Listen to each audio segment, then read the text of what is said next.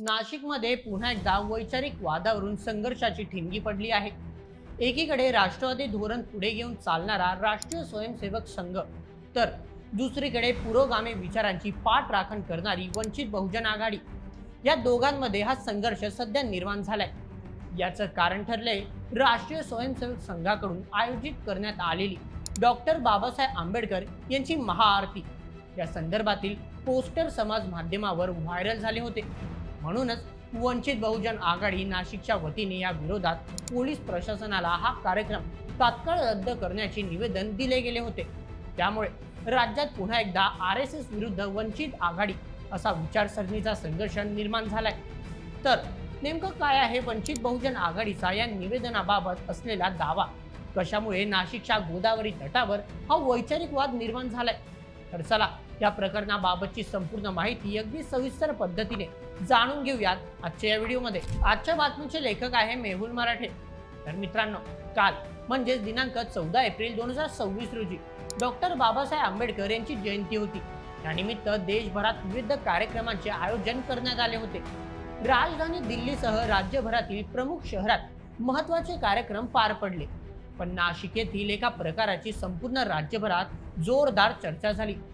कारण राष्ट्रीय स्वयंसेवक संघाने नाशिकच्या गोदावरी तटाजवळ डॉक्टर बाबासाहेब आंबेडकर जयंती निमित्त महाआरतीचे आयोजन केले होते. या संदर्भातील पोस्टर देखील सोशल मीडियावर मोठ्या प्रमाणात व्हायरल झाले. पण हाच मुद्दा सध्या वादाचं कारण ठरलाय. कारण राष्ट्रीय स्वयंसेवक संघाच्या या उपक्रमाला वंचित बहुजन आघाडीने विरोध दर्शवला आहे. वंचितांच्या कार्यकर्त्यांनी या संदर्भातील एक निवेदन नाशिक पोलिसांकडे जमा केले. या निवेदनात सांगण्यात आले होते की हा कार्यक्रम तात्काळ रद्द करण्यात यावा. या निवेदनानंतर राष्ट्रीय स्वयंसेवक संघ आणि वंचित बहुजन आघाडी यांतील वैचारिक वाद पुन्हा एकदा स्पष्ट झाला. तर चला याबद्दल सविस्तर जाणून घेऊया. राष्ट्रीय स्वयंसेवक संघाच्या तीर्थ गोदावरी सेवा समितीच्या वतीने दिनांक 14 एप्रिल 2026 रोजी सायंकाळी 6 वाजता गोदावरी घाट नाशिक येथे भव्य महाआरतीचे आयोजन करण्यात आले होते.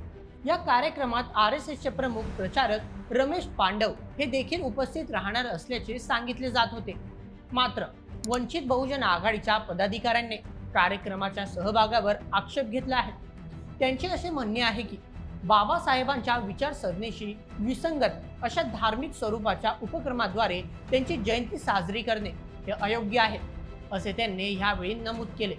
त्यामुळे हा कार्यक्रम रद्द करून शहरातील कायदा आणि सुव्यवस्था अबाधित ठेवावी असे आवाहन त्यांच्याकडून करण्यात आले आहे. तर चला आता जाणून घेऊया की नाशिक पोलिसांनी या संदर्भात कोणती पावले उचलली ते.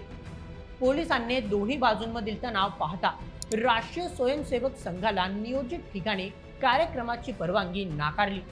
सोबतच परिसरात मोठा पोलीस फाटा तैनात करण्यात आला होता. वाद टाळण्यासाठी दोन्ही गटातील कार्यकर्त्यांना पोलिसांकडून पंगावले होते. पोलीस प्रशासनाकडून सांगण्यात आले की शहरातील शांतता अबाधित ठेवणे हे आमचे पहिले कर्तव्य आहे. कोणताही अनुचित प्रकार घडू नये यासाठी खबरदारीचा उपाय म्हणून आम्ही कार्यक्रमाला परवानगी नाकारली आहे. सोबतच पोलिसांनी नागरिकांना कोणत्याही प्रकारच्या अफवांवर विश्वास न ठेवण्याचे आवाहन केले आहे. तर चला आता राष्ट्रीय स्वयंसेवक संघाची या संदर्भातील प्रतिक्रिया जाणून घेऊया. संघाच्या पदाधिकाऱ्यांनी आपली बाजू मांडताना सांगितले की डॉक्टर बाबासाहेब आंबेडकर हे संपूर्ण देशाचे आहेत. त्यांना एका विशिष्ट विचारसरणीपुरते मर्यादित ठेवू नये.